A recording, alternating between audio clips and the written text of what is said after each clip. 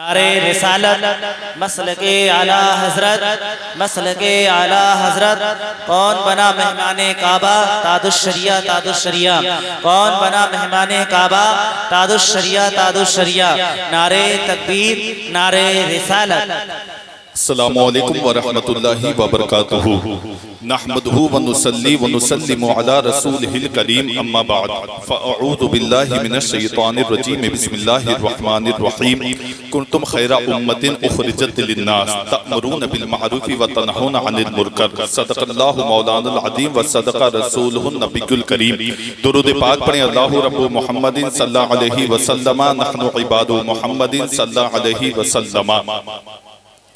اللہ تبارک و تعالیٰ قرآن مقدس میں ارشاد فرماتا ہے کنتم خیر امت اخرجت للناس، تم لوگ بہترین امت ہو۔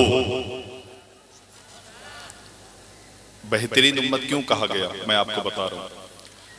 حضرت موسیٰ علیہ السلام توریت پڑھ رہے تھے، توریت میں ایک اس روایت پہ نگاہ پڑی تو وہ کوہ طور پر چلے گئے۔ میرے مولا توریت کا آج میں نے مطالعہ کیا، میں اسے پڑھ رہا تھا، اس میں لکھا ہوا تھا کہ ہماری امتوں میں جو انسان گناہ کر لیتا ہے جب صبح اٹھتا ہے تو اس کی پیشانی پر گنہگار لکھ جاتا ہے، تو وہ اپنے آپ کو بچانے کے لیے سر پر پٹا باندھ لیتا ہے تاکہ لوگ یہ جان نہ پائیں کہ میں گنہگار ہوں۔ لیکن میں نے توریت میں پڑھا کہ ایک امت ایسی بھی آئے گی جو گناہ کرے گی، پھر تیری عبادت کرے گی، تو اپنی عبادت کے سبب ان کے گناہوں کو معاف فرما دے گا۔ کہا اے میرے مولا فجعل هذه الامہ، تو اللہ نے فرمایا تلک امت احمد، یہ میرے احمد کی امت ہوگی۔ تو کنتم خیر امت اخرجت للناس، کہا تم لوگ بہترین امت ہو۔ پہلے کی امتوں میں کیا ہوتا تھا؟ حق اور باطل کا امتیاز ہوتا تھا۔ حضرت داؤد علیہ السلام کے دور میں سچائی اور جھوٹائی کو جو ہے، جھوٹ کو جو ہے، وہ ایک رسی سے ناپا جاتا تھا، ایک رسی لٹکی ہوتی تھی۔ انسان اگر چھو لیتا تھا تو وہ پاک و صاف ہو جاتا تھا، اور جو انسان رسی کو نہیں چھو پاتا تھا وہ گنہگار ہوا کرتا تھا۔ یعنی گنہگار انسان رسی کو چھو نہیں سکتا تھا، اور جو حق پر ہوتا تھا وہ رسی کو چھو لیا کرتا تھا، پھر گنہگار کو سزا دی جایا کرتی تھی۔ تو پتہ یہ چلا کہ انسان گناہ کرتا تھا، رسی کے ذریعے دنیا میں لوگوں کے سامنے اس کا گناہ کھل جایا کرتا تھا، لیکن اس امت کے افراد گناہ کرنے کے بعد رب سے معافی چاہیں تو اللہ تبارک و تعالی ان کے گناہوں کو معاف فرما دیتا ہے، اور ان کے گناہوں کا چرچا بھی نہیں ہوتا۔ پہلے کی امتوں کے چرچے ہو جایا کرتے تھے۔ اے بچے، جس سے بات کرنا گھر چلا جائے۔ کون بول رہا ہے؟ درود پاک پر اللہ رب محمد صلی اللہ علیہ وسلم نحن عباد محمد صلی اللہ علیہ وسلم۔ تو انسان گناہ کر رہے پہلے کی امت میں تو اس کا گناہ بھی نمایاں ہو جائے۔ اگر انسان حق اور باطل کے درمیان پھنس جائے تو حق اور باطل کے درمیان بھی امتیاز ہو جائے۔ لیکن یہ امت وہ ہے جسے اللہ نے فرمایا کنتم خیر امت، تم لوگ بہترین امت ہو۔ اس کا مطلب یہ ہے کہ اللہ تبارک و تعالی اگر بندے کو چاہے تو چھوٹے سے گناہ پر، چھوٹے سے ثواب پر معاف فرما دے، اگر اللہ چاہے تو چھوٹے سے گناہ پر عذاب نازل فرما دے۔ یہ ہے خیر امت کا مطلب۔ اور دیکھیں بہترین مثال خیر امت، خیر امت کو جو لفظ ہے بہترین امت، ایک صحابی تھے حضرت سلیمہ۔ حضرت سلیمہ حضور کے بہت قریبی صحابی تھے۔ پہلے کی شریعتوں میں جو ہے احکام نہیں بدلتے تھے کسی کے لیے، جو آ گیا ہے اس پر عمل کرنا ہے۔ پہلے کی شریعت میں عبادت خانے موجود تھے، اس کے اندر نماز پڑھو گے تو تمہاری نماز ہوگی، عبادت گاہ کے باہر کسی نے نماز پڑھی تو اس کی نماز نہیں ہوگی۔ تو پہلے کی امتوں میں قانون تھے زکوٰۃ دینے کے، روزے رکھنے کے، عبادت کرنے کے قانون بنے ہوئے تھے۔ اگر اس قانون پر عمل کرو گے تو بہتر، اگر اس قانون پر عمل نہیں کیا تو تمہارا کوئی عمل رب کی بارگاہ میں قبول نہیں۔ لیکن خیر امت کا جو لفظ ہے، اس امت کے لیے اللہ تبارک و تعالیٰ نے قانونوں کو تبدیل فرمایا ہے۔ کیسے؟ دیکھیں، حضرت سلیمہ حضور کے پاس آئے، بڑے کمزور حال تھے، جسم کے اعتبار سے بھی، گھر کے حال سے بھی، بہت غریب، بہت فقیر تھے اور بہت ہی جسم کے اعتبار سے کمزور تھے۔ نئی نئی ان کی شادی ہوئی اور شادی ہونے کے بعد ان کی محبت ان کی بیوی سے اس قدر ہو گئی کہ بیوی کی بنا انہیں سکون نہیں ملتا تھا۔ تو حضرت سلیمہ کی شادی ہوئی کہ اچانک سے رمضان کا مہینہ شروع ہو گیا۔ رمضان کے روزوں کی جب شروعات ہوئی تو رمضان کے مہینے میں حضرت سلیمہ نے اپنی بیوی سے ملاقات کر لی۔ اب قانون خدا یہ ہے 28ویں پارے میں، اگر انسان اپنے روزے کی حالت میں بیوی سے ملاقات کر لے تو 3 قانون اس کے نافذ ہوتے ہیں۔ تو وہ حضرت سلیمہ تھے، وہ خطاوار ہوئے یعنی اجتہادی، یعنی ان سے لغزش سرزد ہو گئی تو وہ حضور علیہ السلام کی بارگاہ میں آئے، آ کر رونے لگے اور عرض کرنے لگے، یا رسول اللہ، مجھ سے گناہ سرزد ہو گیا ہے اور میں گناہ کی معافی کے لیے آپ کی بارگاہ میں آیا ہوں۔ کیوں؟ صحابی کا یہ عقیدہ تھا کہ اگر انسان سے کوئی خطا سرزد ہو جائے، وہ نبی کی بارگاہ میں آئے، نبی دعا فرما دے تو اللہ گناہوں کو معاف فرما دیتا ہے۔ سبحان اللہ، سبحان اللہ، نعرہ تکبیر، نعرہ رسالت، عشق و محبت، عشق و محبت، پیار محبت، پیار محبت، علماء اہل سنت۔ حضرت سلیمہ حضور کی بارگاہ میں آئے، عرض کی، یا رسول اللہ، مجھ سے لغزش ہو گئی ہے، مجھ سے گناہ سرزد ہو گیا ہے۔ تو حضور نے 28ویں پارے کے پہلے صفحے کے قانون کے مطابق فرمایا کہ تم ایک غلام آزاد کر دو، اللہ تمہارے خطا کو معاف فرما دے گا۔ وہ صحابی عرض کرنے لگے، یا رسول اللہ، میرے پاس غلام آزاد کرنے کے لیے پیسے ایسے نہیں ہیں، میں مدینے کا غریب آدمی ہوں، میری نئی نئی شادی ہوئی ہے، میرے پاس طاقت نہیں ہے کہ میں غلام آزاد کر سکوں۔ تو حضور نے دوسرا قانون، خدائی قانون کے مطابق فرمایا، شہرین متتابعین، کہا کہ تم 2 مہینے لگاتار روزے رکھ لو، اللہ تمہاری غلطی کو معاف فرما دے گا۔ وہ صحابی کمزور تھے، عرض کرنے لگے، یا رسول اللہ، رمضان کے 30 دن کے روزے، اس کے بعد 30 دن، اس کے بعد 30 دن، ایک بھی دن بیچ میں گیپ نہیں ہونا چاہیے، اگر گیپ ہو گیا تو یہ رہے ہوئے روزے بیکار ہو گئے۔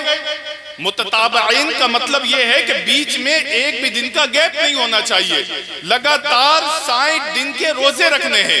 کہا، یا رسول اللہ، رمضان کا مہینہ، اس کے بعد کا مہینہ، اس کے بعد کا مہینہ، 90 دن کے روزے، ایک مہینے کے روزے رکھنے کی میں طاقت نہیں رکھتا، ایک مہینے کے روزے میں مجھ سے لغزش ہو گئی، میں 90 دن کے روزے نہیں رکھ سکتا ہوں۔ تو حضور صلی اللہ علیہ وسلم نے فرمایا کہ اچھا، جب تم غلام آزاد نہیں کر سکتے ہو اور جب تم 60 دن لگاتار روزے نہیں رکھ سکتے ہو تو 60 مسکینوں کو 2 ٹائم کھانا کھلا دو، اللہ تمہارے گناہ کو معاف فرما دے گا۔ وہ عرض کرنے لگے، یا رسول اللہ، بڑی محنت اور مشقت سے کام کرتا ہوں، لکڑی کو چیرتا ہوں، اس کے بعد میرے گھر کا چولہا جلتا ہے اور کبھی کبھی فاقہ بھی ہوتا ہے. میرے گھر میں ابھی کچھ پکانے کھانے کے لیے بھی نہیں ہے. جب میں اپنے لیے نہیں ہے تو دوسروں کو کیسے کھلا سکتا ہوں؟ کہا یا رسول اللہ میرے پاس دوسروں کو کھلانے کے لیے کوئی پیسہ ایسا گیہوں چاول کچھ موجود نہیں ہے، سامان آمان نہیں ہے. تو حضور نے فرمایا اچھا ایسا ہے تم یہاں پر بیٹھ جاؤ، اگر میرے پاس کوئی ہدیہ یا تحفہ آئے گا میں تمہیں دوں گا اور تم جو ہے اسے دے دینا تو اللہ تمہارے کفارے کو ادا کر دے گا، کیونکہ وہ میرے پاس آئے گا میں تمہیں مالک بنا دوں گا تو تم اس کے مالک ہو جاؤ گے. وہ صحابی بیٹھ گئے، تھوڑی دیر میں اٹھے اور کہتے یا رسول اللہ کچھ آیا آپ کے پاس؟